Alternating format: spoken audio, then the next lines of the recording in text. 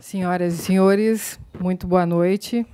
Em nome da deputada estadual Ada De Luca, coordenadora da bancada feminina, quero dar as boas-vindas a todas vocês e a todos vocês. Estamos, nesse momento, dando início à palestra sobre o tema "O que impede o crescimento da mulher na política e em outras funções? Como preparar as futuras lideranças? Por que as mulheres têm dificuldade para unir forças?" Convidamos para compor a mesa as senhoras Dona Osmarina Maria de Souza e Fará Diba Albuquerque.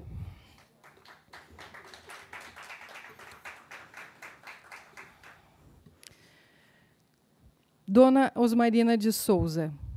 A trajetória de Dona Osmarina é bonita e curiosa. O gosto pela poesia vem dos tempos de infância. Ex-funcionária pública, cronista e poetisa, tem 3 filhas, 89 anos, com 6 livros publicados. Ex-aluna do NET, Núcleo de Estudos da Terceira Idade, onde tudo começou em 1994. Dona Osmarina fundou, em 1998, junto com outros colegas, a Associação dos Cronistas, Poetas e Contistas Catarinenses. Embaixadora da Paz da Organização Mundial dos Defensores dos Direitos Humanos. Ao título recebido na adesão à Comenda Internacional Diplomata Rui Barbosa, o Águia de Haia, somam-se 2 honrarias, a Medalha da Comenda e o título de Destaque Cultural de 2017.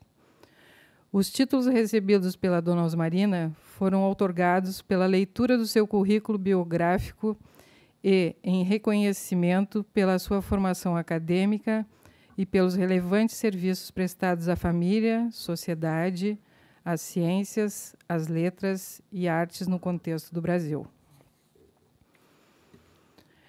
A nossa outra palestrante é a nossa amiga Fará Diba Albuquerque, que mora em Florianópolis há quase 30 anos, mas nasceu em Rio Branco, no Acre.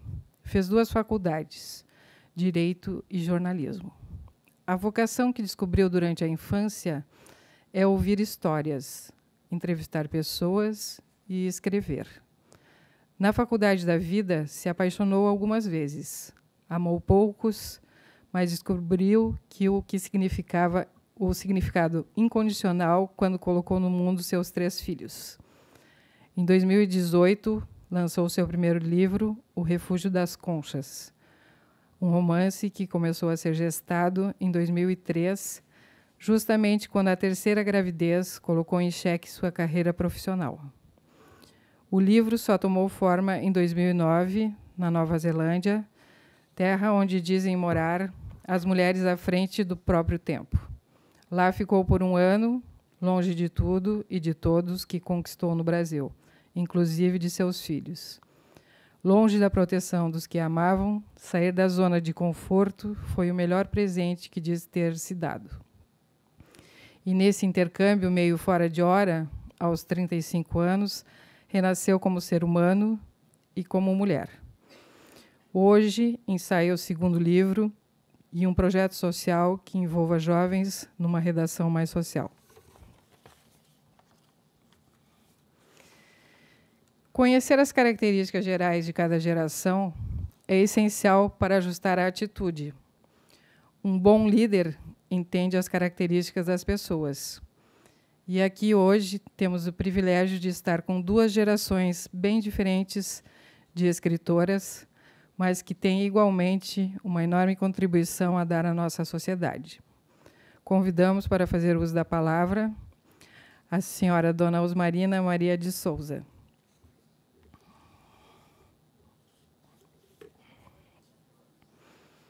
Liga ali.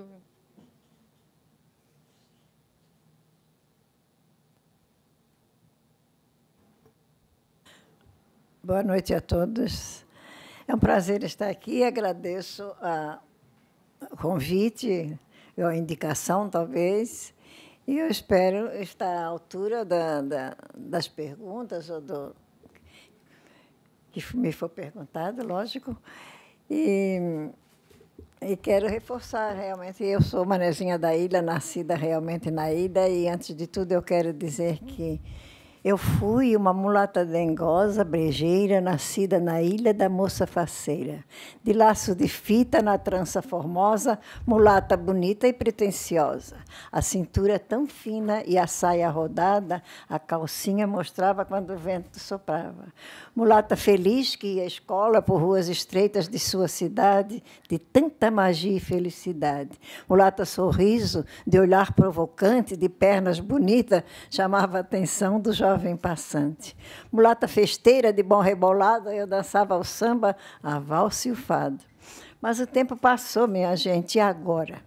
Bom, agora eu sou uma mulata velhinha, de pele enrugada, de pernas cansadas, de olhar bem distante que mata a saudade da moça faceira, com fotos e cartas pensando besteira. Sou mulata sem dengo, sem prosa, mas sou uma mulata feliz que tem uma história de amor e de luta para ser bem contada em tardes fagueiras ao pé da figueira. Sou mulata sem dengo, sem prosa, sem trança, sem fita, sem nada, sou só. Mas eu sou feliz, minha gente, eu sou bisavó. Obrigada. Obrigada. Bom, eu estou aqui... Dona Osmarina, vou fazer uma pergunta para a senhora. A gente vai falar aqui um pouco, junto com a Fará, o que impede a mulher de crescer, tanto na política quanto em outras profissões. Na sua opinião, o que precisam as mulheres fazer para elas unirem esforços e chegar mais longe? Bom, eu creio que o primeiro impedimento já vem de um livro que nós chamamos Bíblia, que lá diz que nós somos feitos da costela do Adão, então o Adão não nos perdoa, nos faz sempre de escrava, nos faz sempre menores, nos faz sempre como a criada, nos faz sempre a devedora para eles. Então, eles se acham superior desde lá.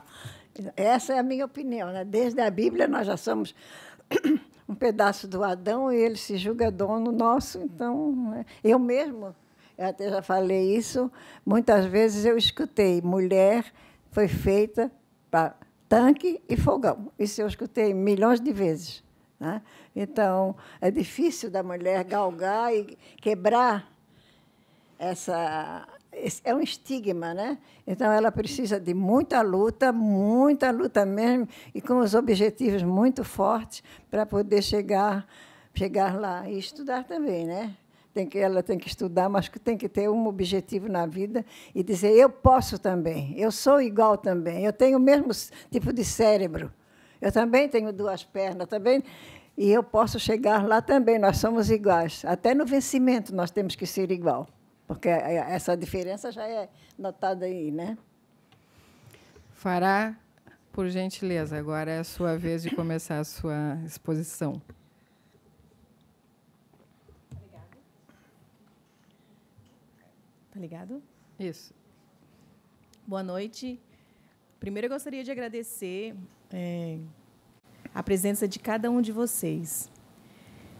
Por quê? Tem uma historinha, eu não vou saber contar bem detalhada, mas tem uma historinha que diz o seguinte: um rapaz viu um senhor pegando estrelas do mar e jogando para o mar. Aí vinha a onda e jogava de volta. Aí ia lá, recolhia. E o rapaz viu o rapaz se agachava, jogava no mar, daqui a pouco vinha a onda, e ele ia andando, caminhando pela praia e jogando. Aí ele ficou incomodado com aquilo e foi lá perguntar para o senhor, mas o senhor não está vendo que o senhor está jogando, tirando, botando de volta no mar, não está vendo que o mar está cuspindo tudo de volta? Seu trabalho está inútil. Ele assim, tá? Está. Aí ele se olha para trás, aí quando o rapaz olhou para trás, tinha, parece que duas estrelas, tipo, pouquinhas assim. Aí ele assim, talvez eu não faça diferença para todas, mas para algumas eu já estou fazendo diferença. E me anima muito ter na nossa plateia três jovens, que é o nosso futuro. Nós temos muitas mulheres aqui, temos homens também, e a proposta da palestra era justamente essa, da gente tentar conversar sobre o que acontece, para a gente não estar se posicionando politicamente, embora a gente tenha todo o cenário, embora a gente tenha toda a abertura, o que acontece? Eu encontrei a primeira resistência lá em casa, porque eu sempre fui uma pessoa de gostar de ajudar. Eu acho que a pessoa política ela já tem em si uma característica, gostar de ajudar as pessoas. Ela consegue olhar além do próprio umbigo. Então, não tem como ser político e olhar só para o umbigo. Acho que a primeira coisa é você conseguir olhar o entorno. E, quando eu comecei a externar isso, de querer ajudar o coleguinha com a matéria de matemática, de português, aí minha mãe viu, aí comprou uma lousa, comprou um giz, eu chamava os amiguinhos da escola lá para casa, fazia reforço, e assim ela foi vendo, ajudando os meus amigos. Só que, quando eu pensei, mas quem sabe uma carreira política? Eu fui criada num meio em que as pessoas estudaram, cresceram, estudaram, então não eram pessoas ignorantes, não eram pessoas alienadas, mas essas pessoas elas viram com temor a possibilidade de eu entrar na política. E eu lembro que eu disse assim, não, mas não estou falando de candidatar, eu queria estar ajudando, porque você participar da política não significa que você vai se candidatar. Você pode estar no entorno, você pode estar assessorando, você quer ajudar, você quer fazer o lado social. Então, em casa, eu já senti que não iam bater palma para mim, pelo contrário, iam ficar com um pouco de medo, assim, né? Não é um lugar bom para você estar. Talvez não me viam como perfil, ou talvez não achassem que eu tivesse as qualidades. Então, ali eu já estranhei e parei de namorar com a política durante anos. Muitos anos.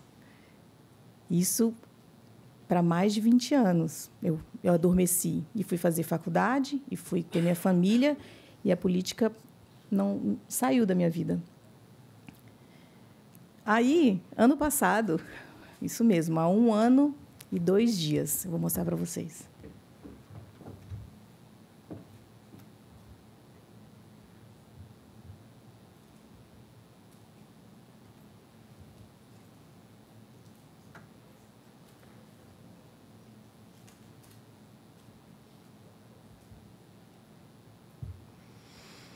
Foi a primeira vez que eu mexi nisso aqui, tá, gente? Então, um pouquinho de paciência aí. Como é que faz o PowerPoint funcionar?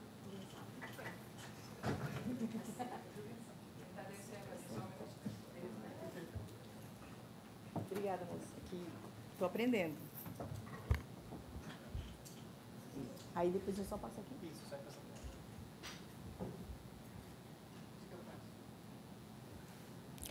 Então, antes de eu falar desse 1 ano, e isso, amiga, senta que daí eu sinto menos nervoso, porque eu sou de bastidores, mas a gente...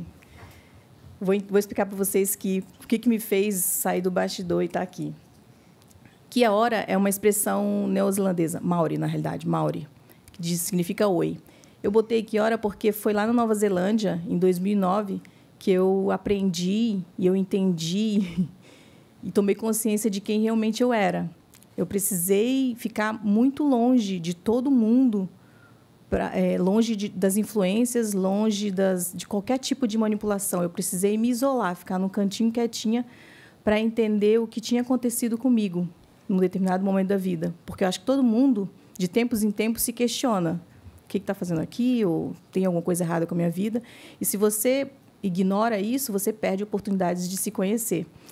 E eu ignorei alguns processos.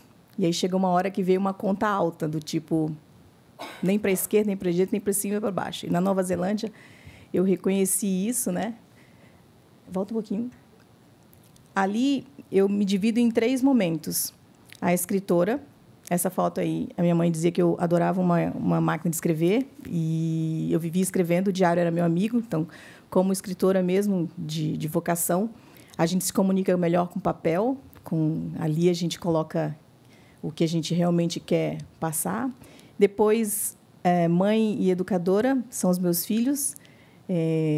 Eu sou mãe de 3 crianças, e hoje, né, na verdade, 21, 19, 14, não são mais crianças. Estou passando pela síndrome do ninho vazio, tem 2 que saíram de casa, e é uma coisa doída pra caramba. Eu achei que eu não ia sentir, eu achei que eu era bem liberta. Não, eu senti. E o terceiro momento, eu diria que Essa foto foi tirada na Nova Zelândia. Isso aí são os bastidores do meu livro. Para eu escrever o livro, eu precisava espalhar os momentos e depois fazer umas colagens. Eu precisava visualmente. Então, isso aí é uma foto, registro exatamente de como foi que eu construí o livro. São retalhos, né? Construção de retalhos de histórias. Pode passar. Então, o desafio está aqui. É um desafio enorme. Mas aí, quando eu conversei com meu pai, ele me falou uma frase: enfrente seus fantasmas. Está bem ali, né? E eu dizia: pai, mas eu gosto dos bastidores. Assim, minha filha, mas como é que tu vai vender livro se as pessoas não te conhecerem? E depois ele, quando soube dessa minha vontade, né, de querer participar da política, mas assim mais perto dos jovens, seja lecionando ou perto das mulheres, assim, tu vais ter que aparecer de novo. Então tu tem que perder esse nervosismo, essa vergonha. E te junta a bons cavalos, te junta a pessoas que já têm facilidade. Elas vão te encorajar. E esse há 1 ano e 2 dias... Pode passar, eu vou acelerar. Está aí, ó. Há 1 ano e 2 dias, no dia 20 de março, eu estava exatamente onde vocês estão sentados aí, ouvindo num encontro chamado Mulher na Política. Tinha uma mesa recheada de mulheres fantásticas. E, no final da palestra, que eu estava ali, ó, embebida, assim, parecia que eu tinha encontrado minha tribo, os meus assuntos, o que eu queria. Eu já queria sair dali ajudando, como que faz para as mulheres. Aí, no final, uma moça chamada Sara, uma mulher chamada Sara, disse: gente, olha só, vamos nos juntar para ver o que a gente pode fazer, que ações para... Eu também quero. E ali tem as anotações. Só que 5 perguntas eu me fiz, assim, bem sério. Pode passar. Que eu vi, né? Por que pensamos que a política não faz parte da nossa vida? Por que enxergamos o tema como algo chato e difícil? Por que a política nunca é divulgada como uma excelente carreira? Por que as referências de mulheres na política são poucas? Quando os homens irão acordar para a necessidade de mulheres na política? Essas perguntas passam. Fiquei assim, ó, como que resolve isso? Para onde eu começo? Aí eu fui estudar a linha do tempo. Tu pode ir passando, tem 10 slides que só vão passar. As mulheres fizeram muitas coisas, gente.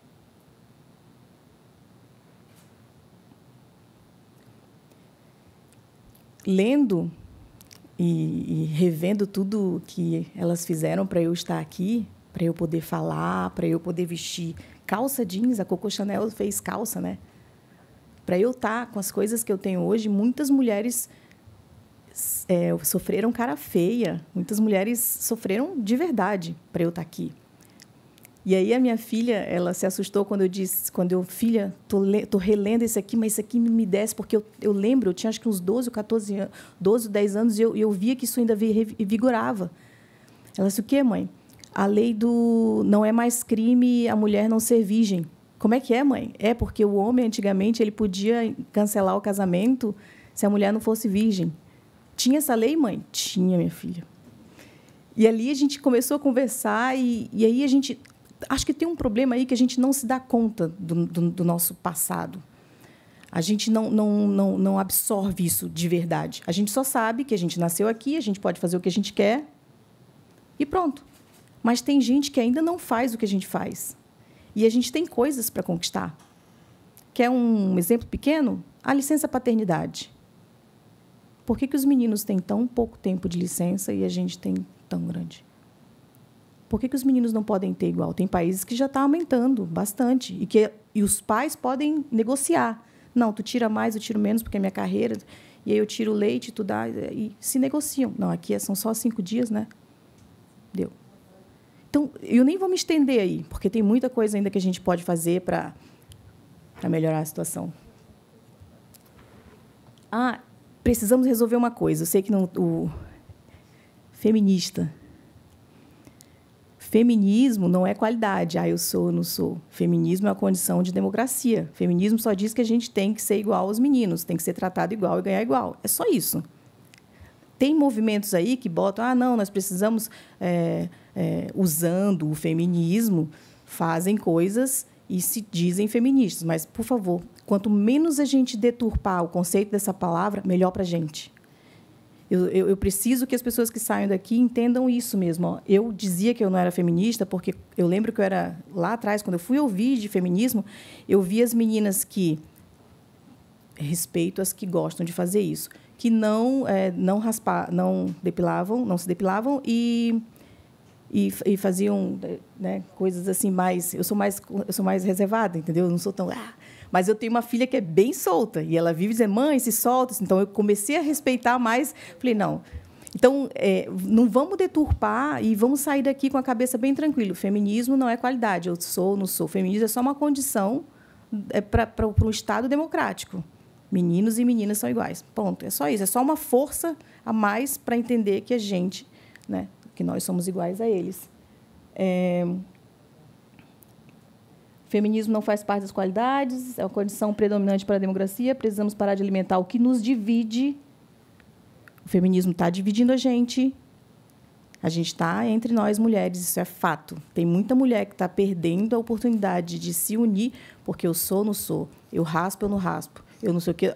Pelo amor de Deus. É um pedido, assim, ó, se vocês têm jovens do lado, mulheres, vizinhas, vamos tentar, né, mediar, botar panos quentes, explicar direitinho para quem não entende o que é feminismo.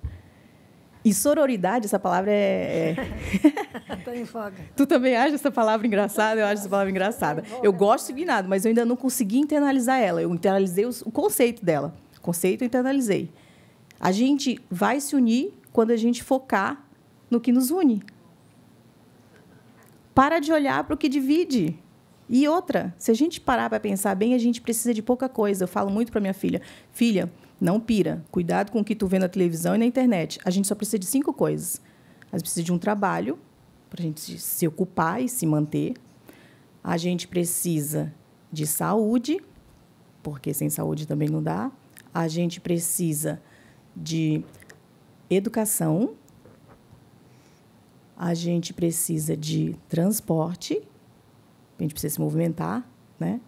E a gente precisa de segurança. Só. Só isso. Tendo isso, tá show. Pode tocar. Por que temos poucas mulheres na política? Grande parte dos partidos políticos resiste à participação da mulher. Isso é fato, né? Não precisa discutir? Deu? Não. A distribuição dos recursos de campanhas é injusta com as mulheres. Eleitores e eleitoras indiscriminadamente têm preconceito com candidatas. Esse item aqui me chamou muita atenção porque eu estudei. Gente, não depende de classe social. As mulheres e homens ricos e as mulheres e homens pobres, as mulheres e homens intelectuais, cultos, estudados e os não estudados, todos eles, independe, não têm um perfil, votam menos em mulheres. A gente tem aí um assunto sério para resolver. Não é uma classe. A gente não consegue mapear de onde está vindo essa discriminação. Tripla jornada. Países que têm mais mulheres na política já resolveram essa questão. A gente ainda está... A gente sabe que a gente está num país que a maioria das mulheres tem tripla jornada, tem sobrecarrega bastante. E onde tu coloca a política ali? Onde tu encontra tempo para estar aqui, por exemplo? Olha aí. Educação. As mulheres não sabem como engajar politicamente. E isso também é sério. A gente vai ter aqui o depoimento de 2 jovens que não fazem parte das estatísticas, porque elas têm, dentro de casa, mães atentas, mães que têm tempo e mães com condição para enxergar quando um filho tem uma habilidade social, uma habilidade diferente. Então, elas estão fora da curva. Mas a grande maioria das meninas que têm talento social, talento para as políticas, elas não têm nenhum tipo de alimento, nenhum tipo de motivação, e elas não sabem nem aonde elas recorrerem para explorar isso. Cultura. A política ainda é vista por muitos e muitas como coisa para homens. Isso aí, no país do Brasil, ainda é. Ainda é. Pode passar. Sororidade. Então, eu podia parar a palestra aqui se a gente não entender que, sem nos unirmos, não tem como, a gente não vai conseguir furar essa nuvem. A gente precisa encontrar um discurso que é nosso, único. Queremos mais mulheres na política? Quando a gente decide que a gente quer, a gente achou um ponto em comum, então agora a gente vai. O que a gente precisa? Pode passar. Coloca esse videozinho aí. Parar um pouquinho para a gente ver um vídeo que eu recebi nos grupos que eu tenho. E é muito importante. Jeg heter Lars. Og jeg heter Felicia. Nå har jeg en liten jobb til dere. Jeg tenkte dere skulle putte de blå ballene i den ene vasen og de rosa i den andre. Se puder aumentar um pouquinho. A luz que está dando brilho ali. Ah, tá. Esse vídeo eu recebi em um dos grupos de mulheres que eu faço parte, né? Eu faço parte de 4 grupos de mulheres diferentes. E quando eu recebi, mas levei um tempo para me recuperar.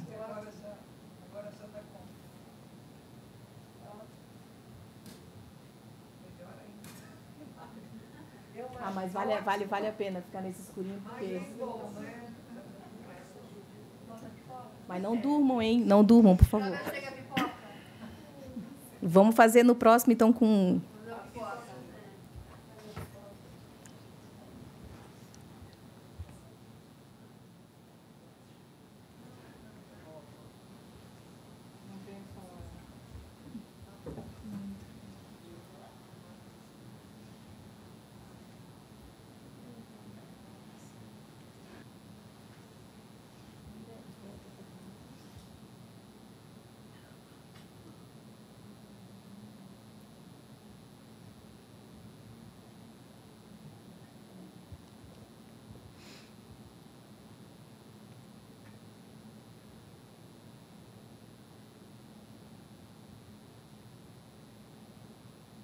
Jeg heter Selma. Og jeg heter Martin. Jeg heter Ask. Jeg heter Victoria. Jeg heter Lars. Og jeg heter Felicia. Nå har jeg en liten jobb til dere. Jeg tenkte dere skulle putte de blå ballene i den ene vasen og de rosa i den andre. Okay. Skal vi ta rosa i den og blå i den, da? Nei. Omvendt. Blå i denne.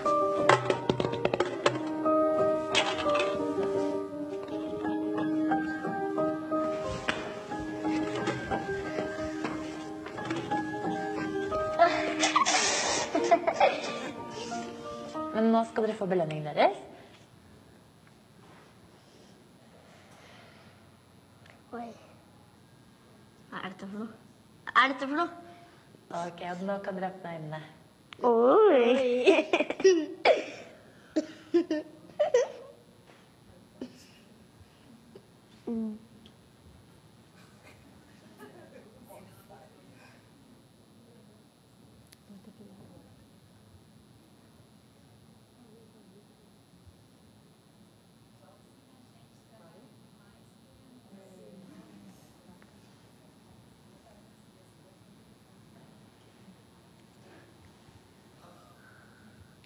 Hva?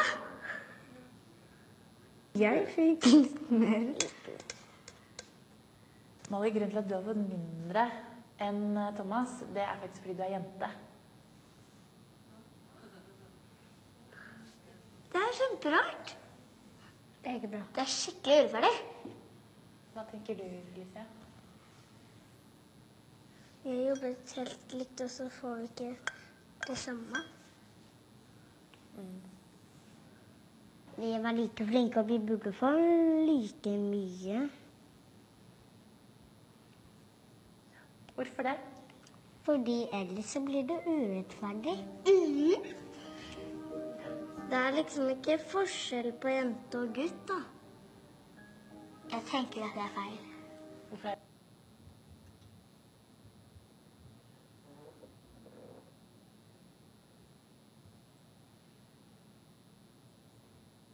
Hvorfor er det feil? Jenter er ikke mindre verdt enn gutter. Det har ikke noe å si hvis man er gutt eller jente.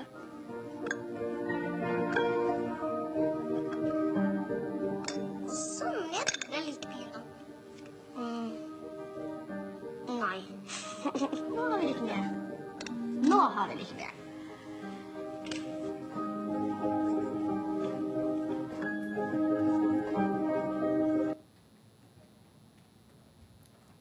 Olha só a frase. Se as crianças nascem éticas, em que momento estão sendo corrompidas?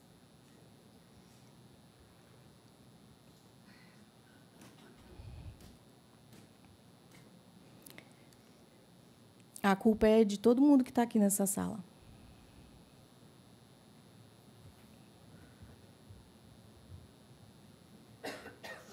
Vou fazer um negocinho rápido, mas é bem rápido. Será que dá tempo ou eu passo? Estamos com pouco tempo? Senão, eu deixo a dinâmica para um outro encontro, para a escola.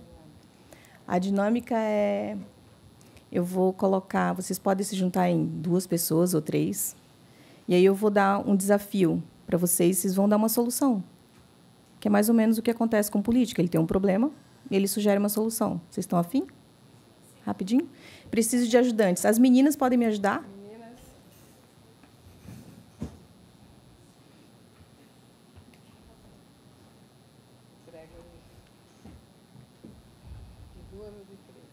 Pode distribuir, quem quiser pegar um só para si.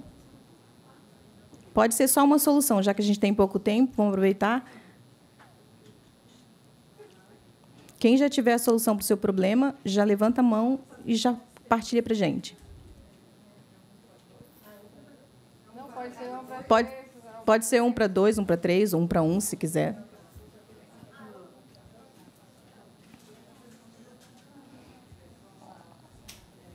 Tem que levar o microfone? Não? Tá. Porque daí tu vai perguntar para ela. A vovó pegou? Qual é a pergunta? Não deixa ela. Onde está a tua mãe? Aquela lá de azul. É de óculos, lá em cima sozinha.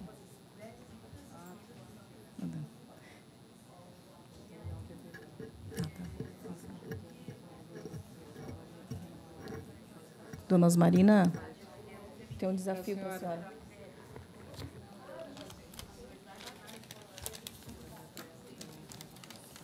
Obrigada. Ok, entendi.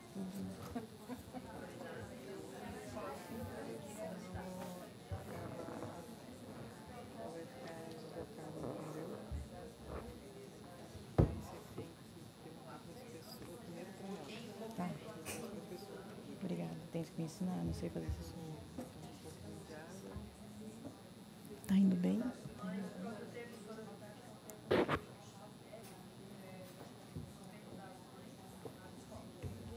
Onde é que eu sei?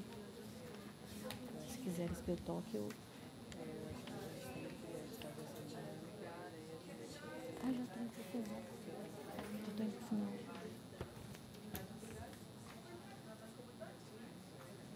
Ah, o que que se ganha? Ai, eu acho que já estou... Não sei. Tem que escrever alguma coisa? Não, né? Não. Eu acho que esse tabu já está sendo quebrado. Já muitos homens já estão... A gente só quer que a senhora dê uma resposta para isso aqui que está escrito. O que a senhora acha? Você tem alguma ideia? Qual é a sua ideia para essa... Mas eu nem sei em relação... A democracia requer relações humanitárias em todas as esferas, incluindo a família. Você tem alguma ideia de política pública? Acorde os homens negligenciar. Não sei se tem ideia para isso. Não? Então deixa o pessoal ir falando. Porque aí eu depois não a sei gente vê. Eu não sei o que fazer com esses homens. Só sei de matar eles. Sim, já está acabando. A única ideia que ela tem é matar os homens. É sério isso que ela falou? Ela não sabe o que fazer com os outros. Questão.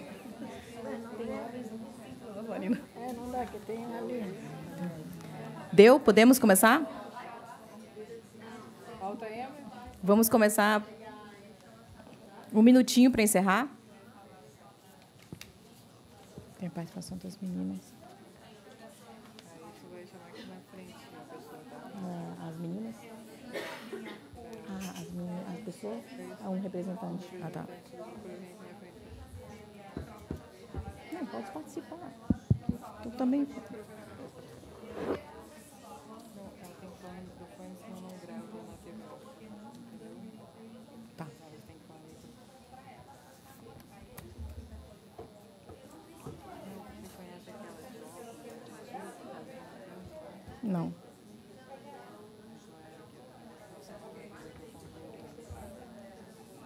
Vamos lá, 10 segundos. Quem é a primeira representante de grupo que vem aqui, por favor?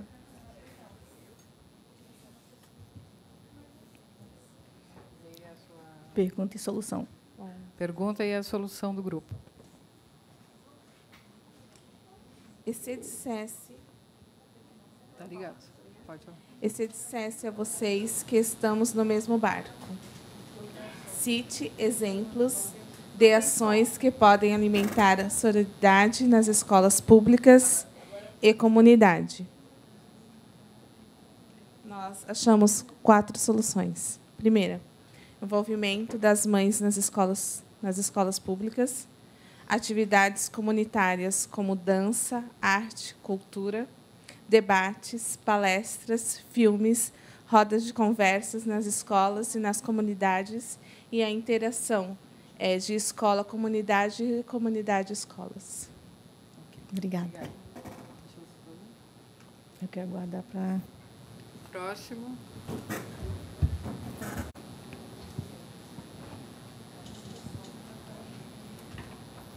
O que você considera essencial para o cidadão viver com dignidade? Começando pelo mais importante, a saúde.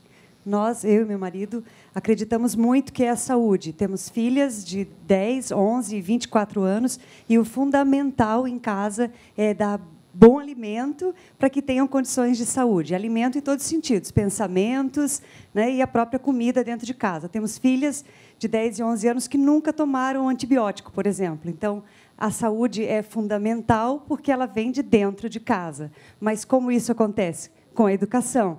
No caso, uma coisa vai levar a outra. Uma boa saúde vai gerar bons modos, educação e, enfim, depois vem todo o restante, como a Fará comentou, o trabalho, né, os transportes e tudo mais. Saúde em primeiro lugar. Maçã. É isso aí. Pode dar teu papelzinho. Palmas. Nossa, acho que a Fará caprichou nessa pergunta aqui. Como fazer uma cidadã enxergar que ela em si já é um ser político? Sem retirá-la do meio em que vive, como estimular o pensamento político de mulheres que não querem se candidatar?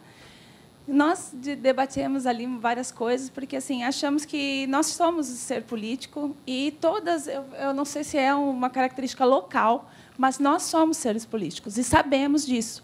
O que falta é a integração com as amiguinhas. Por exemplo, o ônibus não está passando na minha rua, eu vou lá, faço baixo-assinado, falo com os vizinhos, papapá. O ônibus está passando, beleza. Não importa se o lixo do vizinho está acumulando, entendeu? Aí o outro, o lixo está acumulando, eu não tenho tempo de ir na tua reunião, sabe? Então, assim, eu acho que a gente está muito individualista. Eu acho que falta é se juntar, todo mundo no problema da amiga, todo mundo no problema, aí a gente consegue.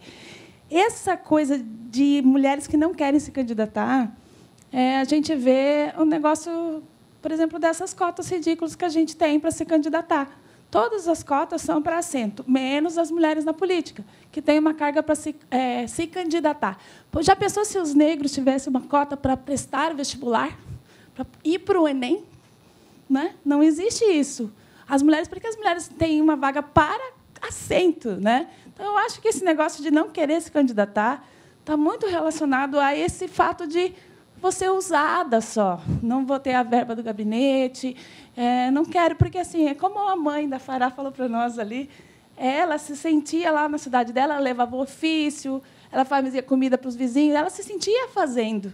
Para que ela vai se candidatar se ela sabe que ela não vai ganhar? Porque é o homem que vai receber o recurso. Então, se a gente tivesse a oportunidade de realmente conseguir essa vaga, eu acho que essa mulher queria.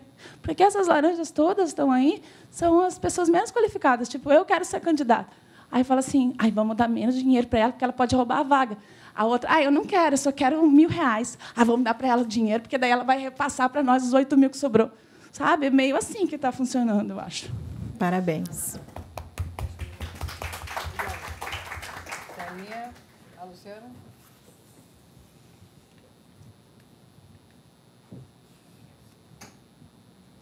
Boa noite. A pergunta: é possível acolher mulheres que não gostam de votar em mulheres? Como trabalhar esse preconceito? Analisando assim o fato que eu já trabalhei como candidata, né, o que acontece? as mulheres não votam nelas mesmas por competição, por não querer ajudar a próxima. Eu vi muito dessa forma. Os homens são unidos. Eles pensam assim, não, vamos colocar um lá, que eles estando lá, a gente trabalha todo mundo junto e forma uma equipe, né? E as mulheres, assim, elas deixam a desejar um pouco. Então, hoje ela conversa, amanhã ela já mudou um pouco de opinião. Chega no momento exato da campanha, elas desvirtuam, falam que realmente estão com você, não está. Então, eu percebi muito essa forma. E os homens não, os homens eles começam e vão até o final. Não é verdade? Né? Então, as mulheres elas se autodesmerecem, na verdade, aos poucos. Né? Então, foi uma forma que eu percebi. Né? Então, eu acredito que é o meu pensamento. Não sei, tem outras formas também de se pensar e de se agir, né? Mas eu acredito que as mulheres têm que se unir realmente bastante, assim. Né? Tá bom? Obrigada. Nada.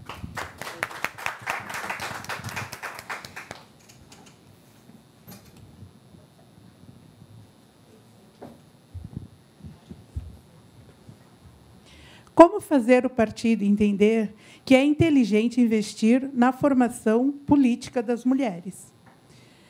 A gente conversou, eu e a moça ali, e a gente chegou à conclusão que a participação ativa e atuante dentro do partido faz com que os homens enxerguem as mulheres de maneira mais objetiva, que elas possam fazer alguma diferença.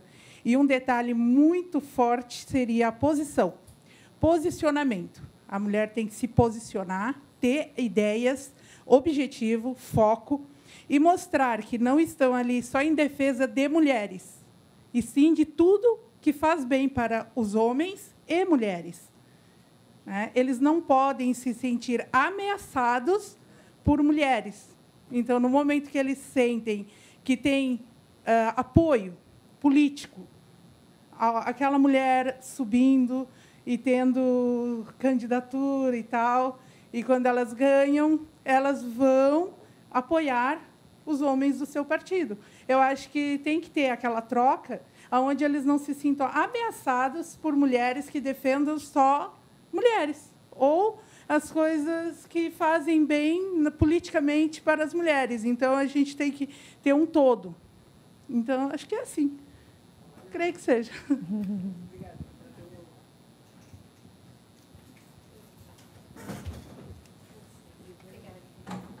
Boa noite aos membros da mesa, o pessoal aqui presente, né? E também agradecer a presença dos nossos masculinos aqui no local. A nossa questão, eu vou ler para vocês aqui como está escrito, né? Somos hoje aproximadamente 110 milhões de mulheres e temos 74 abrigos para vítimas de violência doméstica. Como resolver o problema da falta de abrigos, assim como melhorar o atendimento e acompanhamento das vítimas? Eu fui integrante de um conselho estadual de direitos da criança e do adolescente, e quando a gente fala da mulher adulta vítima da violência doméstica, a gente tem que pensar na criança também, né? Porque ela já vem com uma trajetória histórica, enfim. Por que existe a institucionalização? Por que a gente precisa dos abrigos? Porque a família falha e, principalmente, a escola, a educação falha mais ainda. Quando a gente fala de rede de atendimento, a gente obrigatoriamente tem que pensar assim, a criança já está sofrendo a violência dos pais, e eu não falo do homem sexo masculino. E, na maioria das vezes, as mães estão corroborando para aquela situação de violência e exploração sexual dentro de casa. Nós acabamos de fazer um planejamento, o Plano Decenal da Educação para crianças e adolescentes. As estatísticas das associações de municípios são assustadoras, tá? Então, a solução não é aumentar o número de abrigos. A solução é fortalecer vínculo, a convivência social, comunitária, escolar e, principalmente, não só os conselheiros tutelares terem a excelência na permanente capacitação, tá? Mas a gente precisa da família, os papéis dentro da família serem revalorizados. Qual é a função do pai? Qual a função dos filhos? Qual a função da mãe? Então, o mundo de hoje está subvertendo esses papéis. Os filhos não têm mais a noção de hierarquia. Agridem pais, pai e mãe, né, que eu estou falando, e, às vezes, irmãs. Então, assim, educação, gente. Tem que ter a saúde, tem que ter orientação sexual nas escolas, tem. Eu não vou nem entrar na questão de gêneros, mas, assim, eu estou falando por que existe o abrigamento. Por que existe o psicólogo? Por que existe o psiquiatra? Porque dentro da família, a acolhida, a irmandade, soror e também o frater, né? A fraternidade, falhou em alguma instância. Então, a minha solução para o nosso problema, o fortalecimento da rede de atendimento, é um ponto que está relacionado ao abrigamento, à institucionalização. Mas a principal ponto de partida ainda tem que ser a valorização da família. Educação, segurança e valorização do papel de cada um. Se não tiver os papéis definidos e hierarquia, acabou. Nós vamos ter situação de muita violência. A minha contribuição é essa.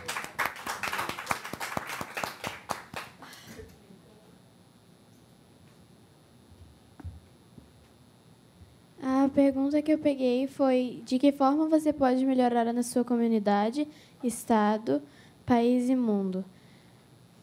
Hoje em dia, um dos maiores, eu acho que onde tu mais alcança pessoas é a rede social, mas não usar só a rede social, mas como que ela pode fornecer para tu compartilhar. Então, se tu compartilhar um abaixo-assinado sobre aquilo que está faltando na sua cidade, eu acho que é o máximo e o mínimo que a gente pode fazer, porque nunca tem máximo para nossas atitudes. A gente pode ir até a pessoa e falar com ela, mas eu acho que quanto eles mais verem que tem um grande número de pessoas precisando daquela coisa, eles vão ver que precisam. Muito bem.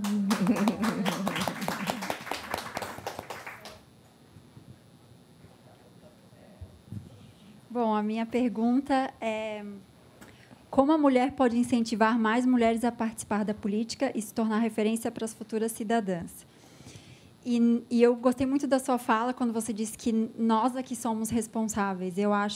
Eu concordo que acho que a mulher tem que votar em mulheres, né? Acho que tem uma crença de que o homem é um ser político, de que o homem tem essa capacidade de se envolver na política com mais facilidade, talvez porque nós não tivemos oportunidades até o momento, ou poucas oportunidades. Eu acho que, na própria sessão anteontem do Dia Internacional da Mulher, as deputadas da bancada reforçaram que somos poucas, né? Queremos aumentar, e achei muito bacana a fala de que nós devemos nos apoiar e incentivar mais oportunidades para as mulheres, e nós, mulheres que somos eleitoras, né, votar em mulheres e acreditar. Eu acho que as mulheres na política elas são muito julgadas, até a deputada Paulinha fez uma fala bem bacana sobre isso, que nós somos julgadas pela aparência, nós somos julgadas pelas nossas atitudes, e o homem meio que é aceitável, né? Muitas posturas deles. Então, eu acho que nós temos que ter esse papel de aceitação também, né, da mulher, que tem tantos papéis bacanas assim na sociedade. E, mais do que isso, eu acho que a mulher tem um momento assim de ocupar cargos de liderança, de diretorias. Eu acho que está num momento muito importante assim, né, no cenário atual. E acho até que tem um momento eu sou servidora aqui da casa, né, vim assistir a palestra, de termos uma presidente também na Alesc, né? Foi uma fala bacana ali também. Acho que é um momento de termos esse prestígio aqui. Obrigada.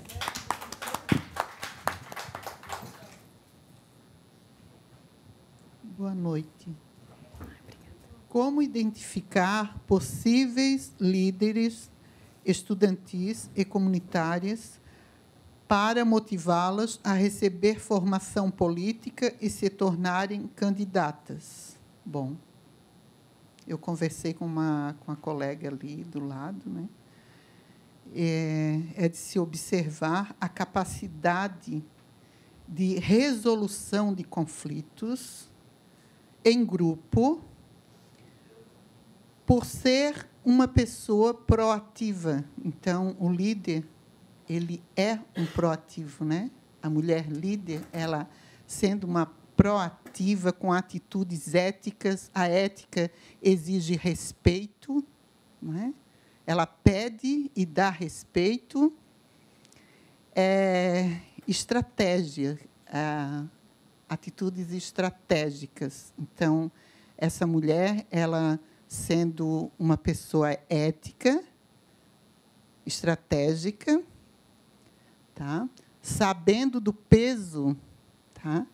Que é ser tudo isso, ela vai estar ao lado dos homens, tá? Não de igual para igual em termos de força física, mas em termos de atitudes, né? Que exige reflexão e postura de empoderamento, tá? E eu vejo assim que as mulheres hoje nós já avançamos muito, tá? Avançamos muito mesmo. Deixamos muito de ser egoístas umas com as outras, até invejosas. Não, aquela dali não pode poder mais do que eu, né? Então, nesse momento, a gente não vê que aquela pessoa ali, tá, nos representando, ela é uma a menos no rol das coitadinhas. Tá?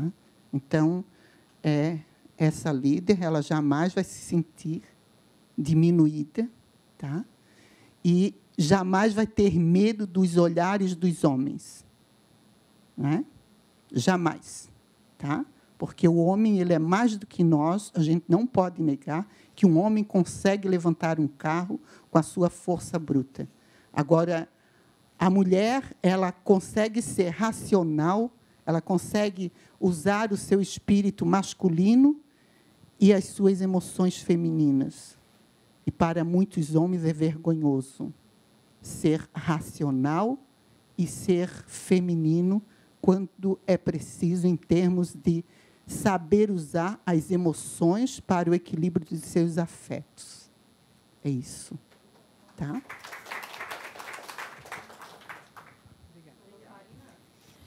Dona Osmarina, sua vez. Eu tenho aqui uma pergunta. Você tem alguma ideia de política pública que acorde os homens que negligenciam seu papel nas tarefas domésticas familiares? Política pública, nós temos uma Constituição que diz que todos nós somos iguais perante a lei. Então, já está dito lá que o homem é igual à mulher pelos seus deveres, nós temos os mesmos deveres e as mesmas... A igualdade, temos a igualdade. Agora, no lar, a gente escuta muito assim, hoje em dia, os casais dizem, precisamos conversar. Né? Nós precisamos ter uma conversa. Né? A gente ouve aí até na televisão, precisamos de uma conversa.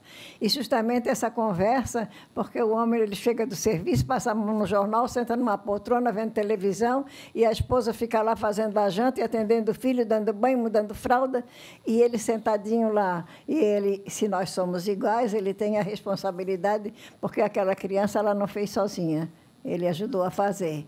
Né? Aquela casa que mobiliou foi ele, mas ela também ajudou. Ela lava, ela passa. Então, ele tem a obrigação, sim, de ajudar. E essa conversa, né? Nós precisamos conversar. Quando ele está meio preguiçosinho, a mulher diz assim, precisamos conversar, vamos resolver o assunto, dividir. Porque ela também trabalha fora, muitas vezes. Ela também... Hoje eu vi alguém ali no ponto do ônibus, um menininho saindo do jardim, disse, o meu pai faz o café porque a minha mãe só chega quando nós já estamos dormindo, menininho assim, pequenininho. Quando a minha mãe chega do serviço, nós já estamos dormindo. Aí meu pai que faz o café para nós agora de noite. Tá? Então, o marido tem que ajudar, sim. É obrigado, sim, a fazer, porque nós somos obrigadas, sim, a estar à disposição dele, eles também são obrigados a estar à nossa disposição.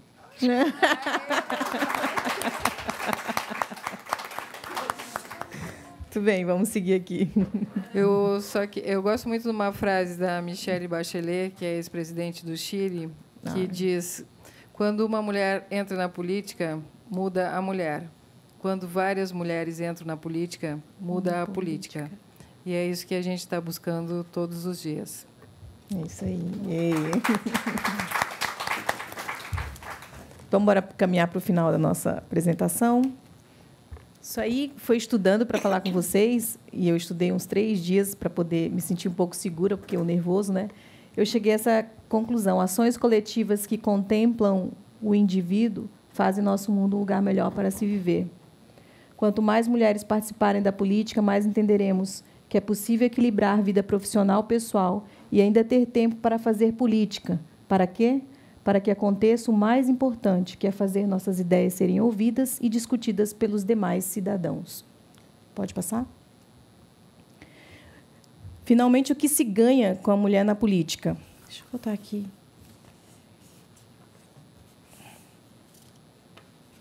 Oh, perdão. Cada mulher que sobe leva muitas com ela. Cada mulher que cumpre seu mandato no governo inspira mais mulheres. Quanto maior a proporção de mulheres, menor é o índice de corrupção. Onde há mais mulheres, há redução na taxa de mortalidade infantil neonatal. Há mais crianças que terminam o ensino fundamental. Focam em políticas públicas que enfatizam saúde e educação. Como a nossa colega aqui bem falou, quando eu estava dando a ideia dela, ela falou justamente em saúde e educação.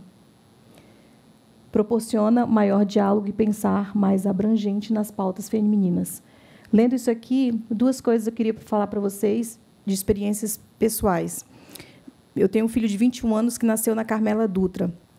O João Pedro, assim que nasceu, horas depois, eu recebi a visita da agente de saúde, acho que é agente ou assistente social.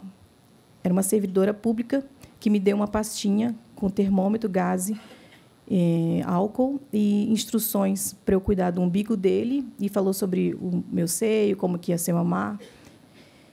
Uma semana depois, ela bate na minha porta de casa, entra, senta comigo no sofá e conversa assim por meia hora para saber como estava meu filho, como eu estava, e eu sentia que ela tinha um olhar de observação pela minha casa, talvez para ver se eu tinha condições de higiene ou se eu estava cuidando bem daquela criança. Eu achei aquilo bem interessante. 2 anos depois, eu tive a Helena, ela tem 19 anos, foi em 90 e... Ele nasceu em 97, ela nasceu em 99. Eu não recebi a bolsinha, e eu recebi só a moça no quarto da maternidade lá, falando comigo para saber se eu estava legal e dizendo para mim que eu tinha que não esquecer da caderneta de vacinação e que eu tinha que fazer as visitas. Ponto. Aí, em 2004, eu tive a Gabriela. Eu não recebi visita de ninguém, eu não recebi nenhuma instrução, ninguém foi na minha casa. Se eu tivesse tido a primeira... Assim, eu vim de uma condição onde eu tenho uma mãe perto de mim que me dá todas as instruções, mas eu fico pensando nas... Aí, ó, vou pensar no outro. Nas meninas que não têm isso, nas mulheres que não têm isso. Eu tive uma avó paterna que era enfermeira da família. Em 1945, ela saía da casa dela, ela tinha que visitar as casas. Cada mãe... Cada família, era enfermeira da família. Achava aquilo fantástico. E aí isso linkou com alguns dias que eu fiz de aluno ouvinte na Federal, uma matéria lá que eu tenho vontade de fazer, e a professora disse o seguinte: o privado é público. O privado não é privado. Porque, a partir do momento que a gente ignora o privado, a gente tem problemas no público. O que está sendo criado dentro das casas é interesse nosso. Então, a gente tem que, de alguma forma, não é vigiar, é zelar. E se a gente ignora as crianças que estão sendo criadas, educação, saúde, a gente vai ter um problema mais tarde de saúde pública, né? De segurança também. E a segunda coisa, pessoal, proporciona maior diálogo e pensar mais abrangente nas pautas femininas. Eu falei para vocês que há 1 ano e 2 dias eu estava aí e tinha uma palestra aqui. Por quê? Porque a cidade de Florianópolis se preocupa em trabalhar essa questão social da carência de mulheres na política. De lá para cá, eu conheci muitas mulheres, inclusive uma que trabalha muito em prol da gente, que é a Celinha, que está aqui, que eu tenho uma honra de vê-la aqui, sentada, me escutando. Uma mulher que trabalha há muitos anos, ela saiu da roça e virou prefeita. Isso mesmo, uma mulher que eu me orgulho muito de ter amizade. E ela cuidava da coordenadoria da mulher aqui em Florianópolis. E eu tinha passe livre lá, porque a coordenadoria da mulher, ela me ensinou que é minha, que é de todos nós. E que aquele lugar ali é um lugar para ser frequentado por mulheres. Então, eu me senti em casa lá, como eu aprendi também aqui com a Mariane, que isso aqui também é minha casa. Eu não sabia disso. Eu só soube por causa que sentei aí há 1 ano e 2 dias. Eu estava aí. Então, eu aprendi isso depois dos 40. E as meninas que estão vindo aí? Elas sabem disso? Pode passar. Então, eu coloquei: Simone de Beauvoir escreveu há algumas décadas e continua atual. Nunca se esqueça que basta uma crise política, econômica ou religiosa para que os direitos das mulheres sejam questionados. Esses direitos não são permanentes. Você terá que manter-se vigilante durante toda a sua vida. É o que eu falei da coordenadoria. A Celinha foi exonerada, a coordenadoria foi exonerada. Desde janeiro, eu não tenho mais a minha Casa da Mulher. Eu não sei mais onde eu tenho que falar para falar sobre os projetos que eu quero criar aí, o jornal, a redação social. Onde que eu vou? Pode passar. Agora eu chamo aqui, para a gente falar de jovens, porque eu adoro, né, o que vem por aí, que são a juventude. Eu chamo aqui 2 jovens. Elas vão dar o depoimento político, né, das experiências políticas que elas passaram recentemente. E eu não sei qual de vocês 2 querem primeiro. Vamos conhecer aí o futuro, gente. Boa noite. Meu nome é Valentina Guedes dos Santos, eu tenho 11 anos. E semana passada, passei por uma experiência que marcou bem, assim. Aprendi muito. E estou até emocionada. Então, meu colégio abriu vagas, abriu inscrições para um projeto de vereadores mirim. Então, ter essa oportunidade de participar da política desde pequena, desde jovem. Então, já me inscrevi e fui lá e amei e fiquei muito feliz. E a experiência de falar para todo mundo, estou aqui, votem em mim, foi maravilhoso. Mas, como sempre, tem um porém, né? Eu competi contra mais 5 pessoas, sendo ao todo 5 meninas e um único menino. O que deixou a gente, nossa, um único menino, né? Porque a gente sempre vê um monte de homens lá na frente falando do que eles querem, do que eles vão fazer, e as pessoas questionando isso. E um único menino lá na frente falando. E chegou o dia da revelação e eu fiquei muito triste porque eu perdi. Mas o que me deixou mais comovida não foi que eu perdi, foi que eu perdi para um menino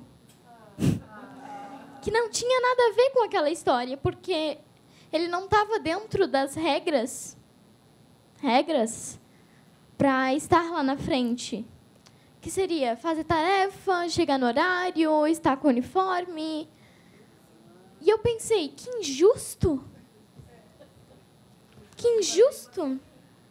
Né? Porque eu estava lá, eu participei, eu estava à altura, mas eu perdi.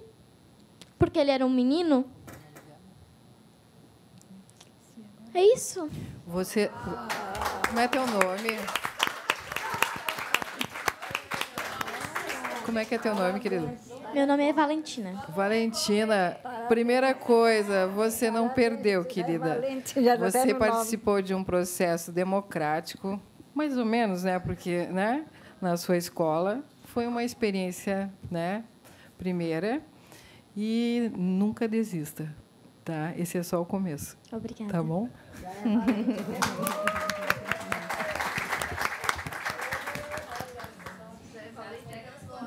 Até no nome, né? O nome já diz. Teu nome já diz tudo, é. Vamos sugerir você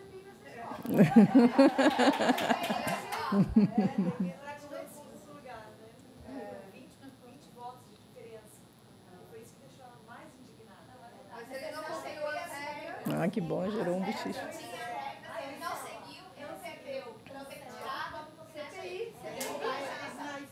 Derrubar a eleição.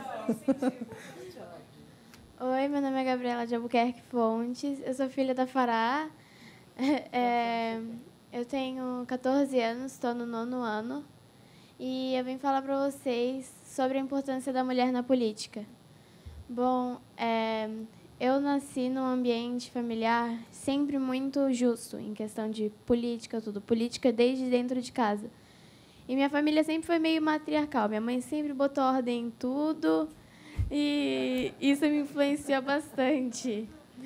Então, agora que ela entrou nesse meio político, eu sempre tive muita vontade de participar do Grêmio, mas a minha mãe, ela ficou muito surpresa, porque eu ia ter a minha chapa do Grêmio, mas a minha amiga, tipo, minha melhor amiga, estava em outra chapa.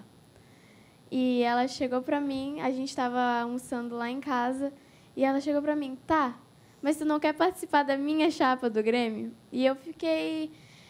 Eu queria estar na minha, porque eu ia ser presidente da minha. Eu cheguei, não, eu vou ser presidente da minha chapa. Por que eu vou ganhar indo na tua? Ela chegou, eu te boto de vice-presidente. Daí começou a caducar uma coisa aqui na minha cabeça. Eu vou entrar na chapa dela. Mas, gente, que roubada que eu fui fazer. Porque, assim, ó, eu achava que eu entrando na chapa dela, eu não ia ter mais aquela responsabilidade que eu tinha na outra, de ficar vendo regulamento toda hora. Então, uma dica que eu passo para todo mundo, assim que entra na política, que vocês passem para sobrinhos, filhos, netos, tudo que vocês têm, façam as coisas por vocês e sempre tenham bem atentas, porque ela tirou a minha chapa, mas ela não prestou atenção na dela, e a gente perdeu o tempo de inscrição. Mas eu tive um amigo muito esperto que me botou de vereadora no dele, porque ele viu aquilo acontecendo e ele, não, eu quero ela para mim. Porque eles sabem, eu sempre fui muito amiga de todo mundo no colégio, que eu sou bem comunicativa, eu gosto de estar ali sempre no meio de todo mundo. Então, chegando nessa parte, ele queria eu na chapa dele, ele tinha convidado várias vezes. Então, ele me botou na chapa dele e agora a gente vai ganhar, tenho certeza. Aí, a gente vai ganhar, a gente está com uma chapa bem completa. Tem gente do 5º ano até o 9º, minha escola só vai até o 9º. Então, a gente está estudando bem essa parte. E o que era para ser uma coisa banal de escola, a gente está transformando numa coisa muito boa, né? A gente não percebia que era uma coisa muito séria, isso de Grêmio, porque a gente pode interferir a vida de muitos estudantes. A gente, na nossa chapa do Grêmio, a gente tem uma parte que é Girl Power, que é só das meninas, mulheres ali. E a gente está interferindo tanto nisso, porque tinha tantas meninas ali no colégio que a gente via que não tinha informação de nada sobre aquilo, assim. E a gente está ensinando, a gente botou agora no banheiro vários cartazes sobre o amor próprio, assim. Agora, as meninas estão com super... que era muito tabu a menstruação feminina. A gente está tentando botar no colégio para ensinar isso para as meninas, que elas não têm nenhum tipo de informação para elas mesmas, sabe? Porque é muito tabu e, às vezes, eu estou num colégio público municipal que é bem humilde. Tem mãe que trabalha de manhã à noite, que nunca consegue falar com o filho, e a gente quer poder dar esse acalento para eles na escola e poder ensinar o que não ensinam em casa, sabe? Então, eu queria falar para vocês que a mulher é muito importante da política, porque tem problemas nossos, que são nossos, que não é homem que vai entender. Porque eu sei do meu corpo e ninguém vai dar aula para mim sobre o meu corpo. Então, tem que ter uma mulher lá na frente que sabe dos problemas que a gente sofre para chegar para a gente e dizer, eu te entendo, e vou chegar. Quando a gente chegar na delegacia, marcada de soco, não perguntarem que roupa que tu estava. Chegarem para ti, te encaminharem para um lugar direto que tu fique longe daquela pessoa que te agrediu. A gente só quer ter um lugar na sociedade que não julguem a gente como a gente estava na hora e o que a gente fez para a gente sofrer aquilo. Mas, sim, que a gente sofreu e que a gente tem que passar dessa fase e que a gente tem que lutar contra os nossos direitos, porque ninguém merece levar um soco no olho porque saiu com uma roupa errada ou que botou uma maquiagem que o marido não gosta. Então, a gente tem que correr atrás dos nossos direitos, gente. Obrigada, Gabi. Obrigada. Filha de peixinho e peixinho né? Dona Osmarina, eu queria que a senhora falasse um pouquinho agora se a sua vida, da sua trajetória, mudou depois que a senhora entrou no NET, que é o núcleo da terceira idade lá da universidade. Como é que era a sua história antes disso e o que a senhora aprendeu a partir dali e até agora e o que a senhora pode falar para essas novas gerações aí? Bom, eu, em 1987, eu perdi a minha mãe e morava com a filha lá, todas elas já estavam casadas, e Então, eu estava fazendo crochê, só crochê, nem sabia se tinha sol ou se tinha chuva. Até que a minha filha entrou e falou para mim, mãe, chove tanto. Eu disse, como que... Ah, mãe, não viu, não. Ah, não quero essa vida para mim. Eu disse, não quero, não. Eu tinha acabado de me aposentar, né, e perdi a mãe, eu fiquei naquela tristeza e tal, e eu não estava ligando para a vida. Né? Quando ela disse que choveu e eu não vi, eu disse, eu não quero essa vida para mim. Então, entrei no grupo de idosos aqui do SESC e me matriculei no NET para fazer o curso de monitoração gerontológica. Foram 3 anos que eu fiz o curso.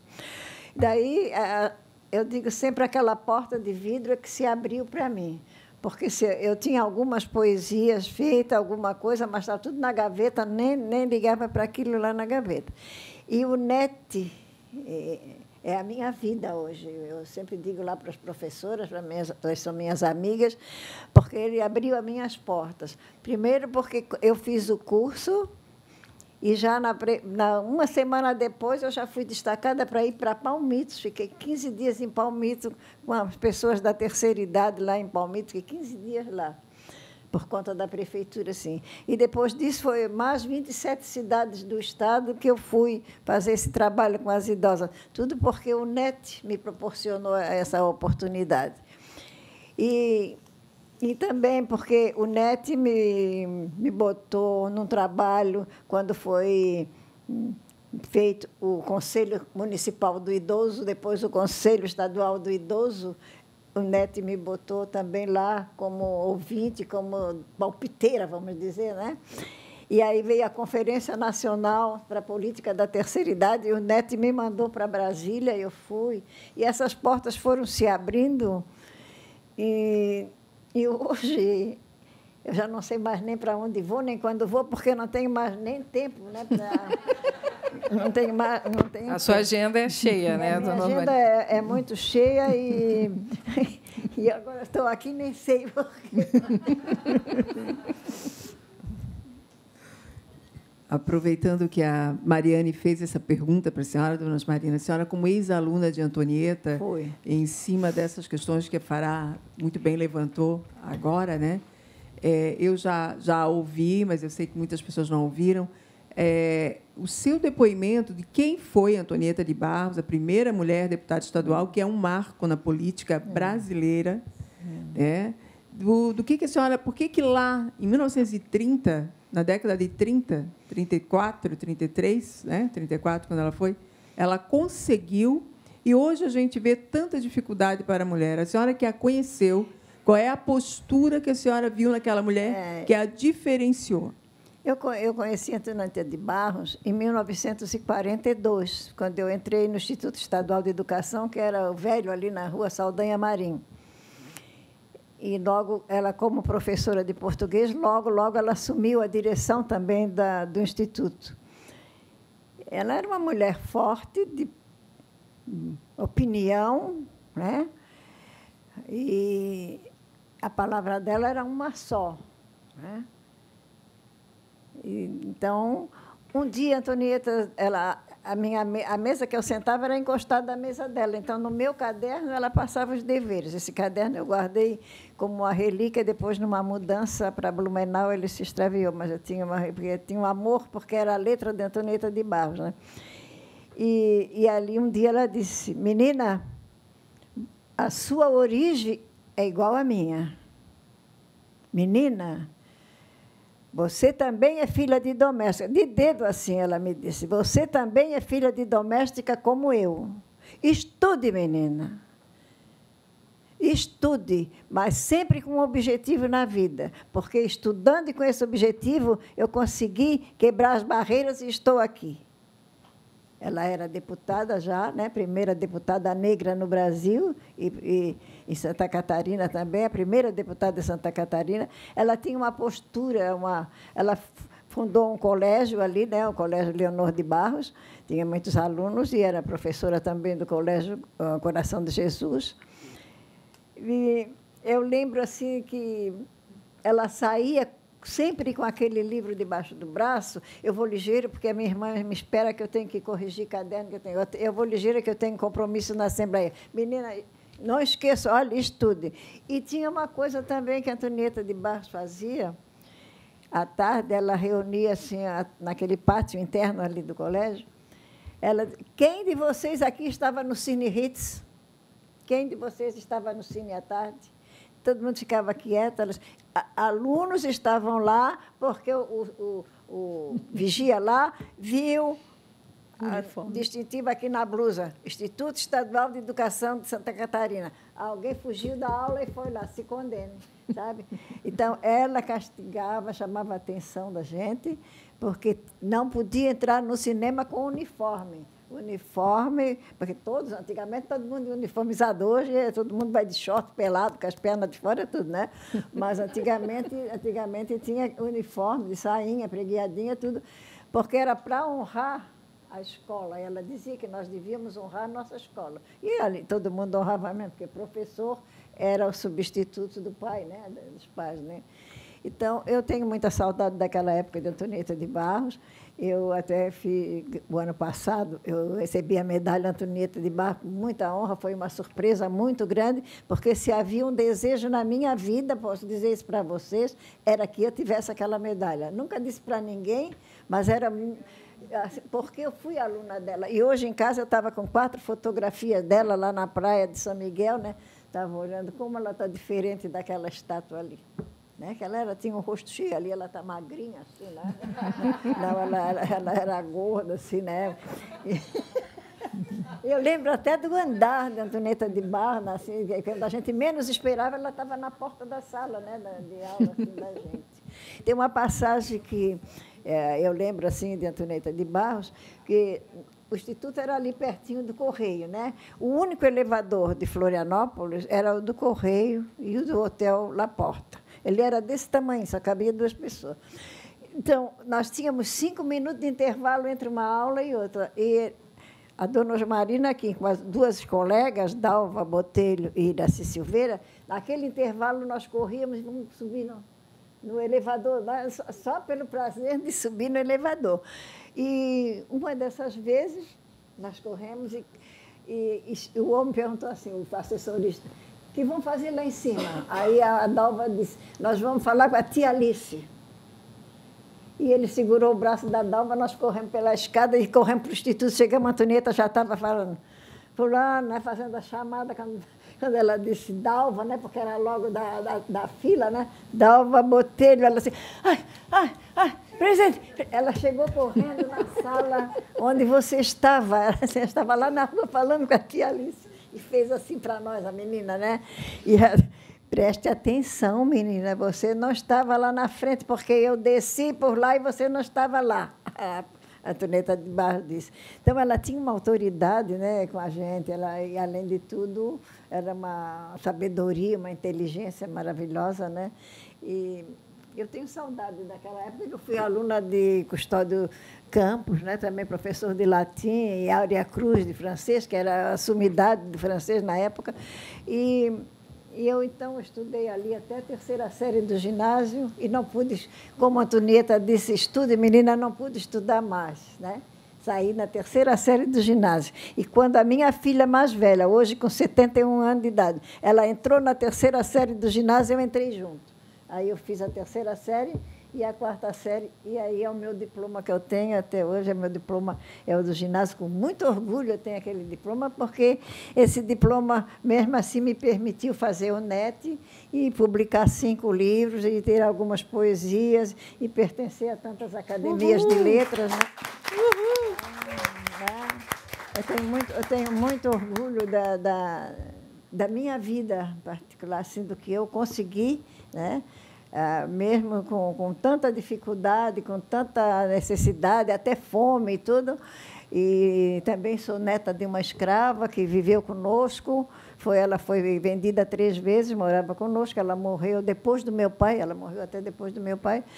E, então, eu tenho muito orgulho da minha vida mesmo. E sempre eu digo, eu sou muito feliz, muito feliz mesmo. Graças a Deus eu posso dizer isso para vocês, porque eu tenho tantos amigos, né? Até naquela oração que eu fiz lá, eu cito meus amigos, porque eu sou muito feliz. Muito obrigada. Depois a senhora vai fazer a oração para eles também, no final. Tá, então vamos caminhar agora para o final. Pode passar ali. O futuro próximo. Nas últimas eleições municipais, ano que vem tem eleições municipais, tá, gente? 2020. Mudaremos aí. Vem mais prefeito, vem mais vereadores. Nas últimas de 2016, no Estado brasileiro, foram eleitos 50 mil homens e 7.811 mulheres.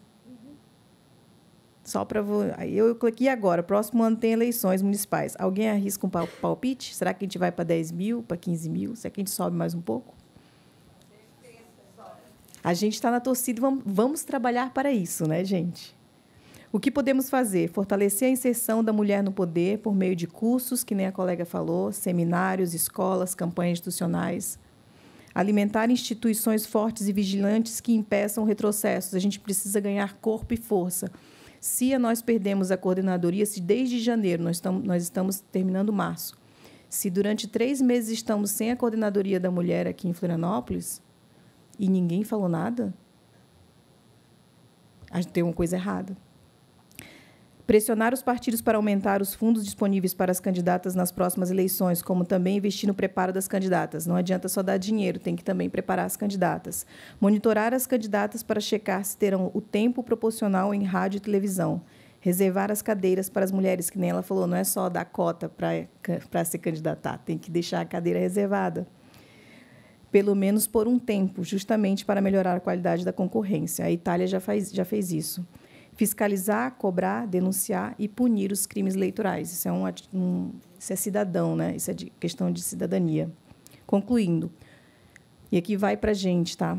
O maior crime que podemos cometer conosco é o de não nos desbravarmos. Somos uma grande guerra a ser vencida e, de batalha em batalha, vamos nos conquistando.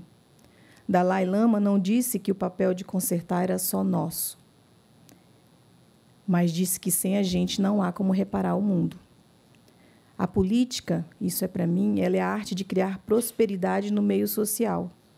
E a única prosperidade sustentável é a prosperidade compartilhada. A gente precisa somar para depois ensinar as pessoas a dividirem. Termino com essa foto. Há 1 ano e 2 dias, a gente fez a foto depois da conversa, depois que terminou isso aqui, a gente fez uma foto do pessoal que estava lá nesse dia.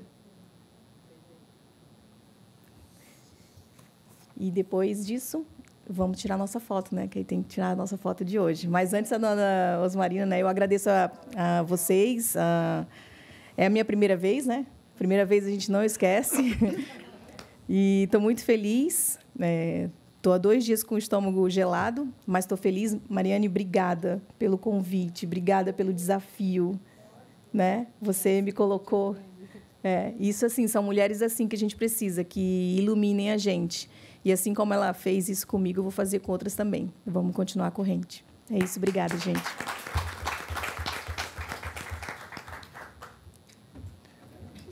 Agora é a senhora, dona Osmarina. Quero agradecer a todas vocês. Né?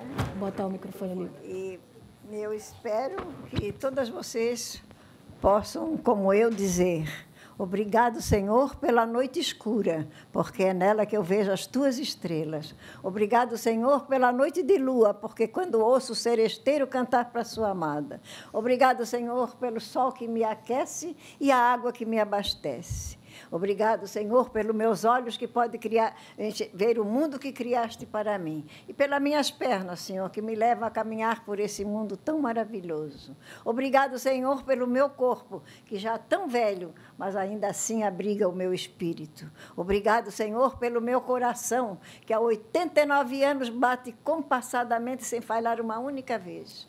Obrigado, Senhor, pelas filhas que me deste, que me deram netos e me deram bisnetos. Obrigado, Senhor, pelos amigos, que a cada dia eu vejo aumentar esse número. Obrigado, Senhor, pelas minhas mãos, que acusam e que perdoam, que condenam e que absolvem, que batizam e que recebem, que dão adeus e que chamam, que surram e que fazem carinho, que levantam o amigo caído. E à noite, Senhor, ainda se une para te dizer, obrigado, Senhor, o meu viver valeu a pena. Obrigada.